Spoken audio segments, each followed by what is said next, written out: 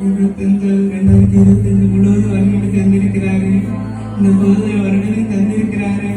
அவருக்கு நன்றி கிடைத்த உள்ளத்தோடு நடத்தி வந்த பாதைகளை நினைக்கும் போதெல்லாம் கண்ணீரோடு நன்றி சொல்லி துதிக்கின்றேனையா.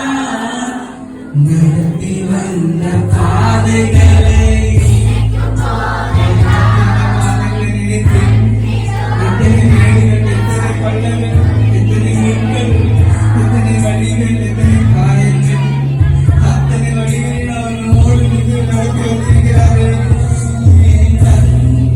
நடத்தி வந்த பாதைகளை